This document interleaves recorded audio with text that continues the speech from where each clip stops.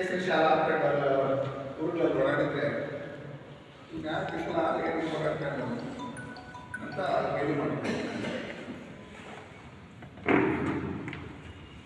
ಗೆದ್ದವನು 400 ತಗೊಂಡ್ರು, ಸೋತವನು ಹೋದ್ಸಲಿ 200 ತಗೊಂಡು 20 ತಗೊಂಡು ಈ ಸಲ 100 ತಗೊಂಡು ಅಲ್ಲಿಗೆ ನೋಡ್ಕೊಂಡು ಹೋಗೋದು.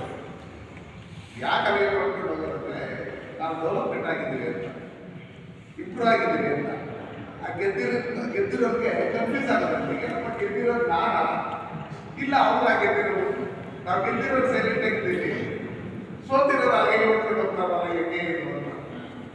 ಆ ಥರ ಇದ್ದಂಥ ಪಾರ್ಟಿ ಇವತ್ತು ಇಡೀ ದೇಶದಲ್ಲಿ 16-17 ಸ್ಟೇಟ್ಗಳಲ್ಲಿ NDA ಮೈತ್ರಿಕೂಟದ ಸರ್ಕಾರ ಇದೆ. ನಾಯಿ ನಿಲ್ಸಿಕೊಂಡು ಓಟ್ ಹಾಕ್ತಾ ಇದ್ದೀವಿ. ಪಾರ್ಟಿ ಲೆಕ್ಕಾಚಾರ ಬಂದಾಗ ಇಂಥವ್ರ ಹೆಸರು ಹೇಳ್ಬಿಟ್ರೆ ಅಂಥವ್ರಿಗೆ ಓಟ್ ಹಾಕ್ತಾ ಇದ್ರು. ವ್ಯಕ್ತಿ ಎಲ್ಲ ಇಂಪಾರ್ಟೆಂಟ್ ಇದ್ದಿದ್ದು, ಪಾರ್ಟಿ ಆವಾಗ ಕಾಂಗ್ರೆಸ್ ಅಲ್ಲಿ. ಇವತ್ತು ಕಾಂಗ್ರೆಸ್ ಪಾರ್ಟಿ ಮನೆ ಕಳಿಸಂತ ಪರಿಸ್ಥಿತಿ ಇವತ್ತು ದೇಶದಲ್ಲಿ ಬಂದಿದೆ. ನಮ್ಮ ನಾಡಣ್ಣವ್ರು ಹೇಳ್ತಾ ಇದ್ದಾರೆ, ನಾನು ಈ ಥರ ಸಿಸ್ಟಮ್ ಅಲ್ಲಿ ಇದೆ, ಈ ಥರ ಇಂಥವ್ರು ಭಾಳ ವರ್ಷ ಆಗಿದೆ, ಬಟ್ ಅಲ್ಲಿ ಸಿಸ್ಟಮ್ ನೋಡಿದಾಗ ನನಗೆ ಇಷ್ಟ ಆಗಿಲ್ಲ, ನಾನು ಬಂದಿದ್ದೀನಿ ನನಗೆ ಶಬ್ದಲ್ಲಿ ಹೇಳಿದ್ರು. MLA ಎಲೆಕ್ಷನ್ ಅಲ್ಲಿ ನಾವು 4,000 ಓಟ್ ಸೋತಿರ್ಬೋದು, ಆದರೆ MP ಎಲೆಕ್ಷನ್ ಅಲ್ಲಿ ನಾವು 30,000 ಓಟ್ ನೀಡ್ಕೊಂಡು ಅದೇ ಜನತೆ ಓಟ್ ಆಗಿದೆ. ಅಂದ್ರೆ ಜನಕ್ಕೆ ಭಾರತೀಯ ಜನತಾ ಪಾರ್ಟಿ NDA ಮೈತ್ರಿಕೂಟಕ್ಕೆ ನಾವು ಸಪೋರ್ಟ್ ಮಾಡಬೇಕು. ಮಹೇಶ್ ಬಾಬು ಅವರಿಗೆ ನಾವು ಓಟ್ ಹಾಕಬೇಕು. ಕುಮಾರಣ್ಣ ಅವರು, ನರೇಂದ್ರ ಮೋದಿ ಅವರು, ಯಡಿಯೂರಪ್ಪ ಅವರು, ವಿಜೇಂದ್ರ ಅವರು ನಮ್ಮಲ್ಲಿ ಏನಿದ್ದಾರೆ ಇವ್ರನ್ನೆಲ್ಲ ಕೈ ಬಲಪಡಿಸ್ಬೇಕಂತ ಮನ್ಸು ಮಾಡಿದ್ವಿ. ಅದಾದ್ಮೇಲೆ ನೀವು ಯೋಚನೆ ಮಾಡಿದ್ರಿ, ಮೊದಲನೇ ಸಲ ಗೆದ್ದಾಗ ಎಷ್ಟು ಓಟು ಇಲ್ಲಿ ಲೋಕಲ್ ಲೆವೆಲ್, ಎರಡನೇ ಸಲ ಗೆದ್ದಾಗ ಎಷ್ಟು ಓಟು ಅಂತಂದ್ರೆ 30,000 ಓಟ್ ಬಂದಿತ್ತು ಎರಡನೇ ಸಲ.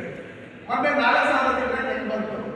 ನೆಕ್ಸ್ಟ್ ಟೋಟಲ್ ಆಗಿ ಮೈನಸ್ ಆಗಿ ಮನೆಗೆ ಹೋಗೋದ ಪರಿಸ್ಥಿತಿಗಳು ಬರುತ್ತೆ. ಅದಕ್ಕೋಸ್ಕರ ಯಾವುದೇ ಕಾರಣಕ್ಕೂ ನಾವು ಅವಕಾಶ ಹಾಕಬಾರ್ದು.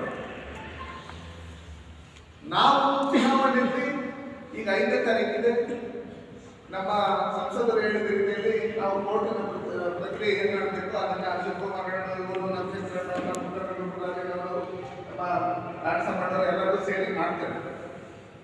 ಅದನ್ನು ಅವ್ರು ಗೊತ್ತಾ ವೆಂಕಟೇಶ್ವರ ಅವರೇ ಹಳೆ ಇವರೆಲ್ಲ PNB ಬ್ಯಾಂಕ್ಗಳಲ್ಲಿ ಅನುಭವಗಳಿರ್ತಕ್ಕಂಥವ್ರು. ಇದು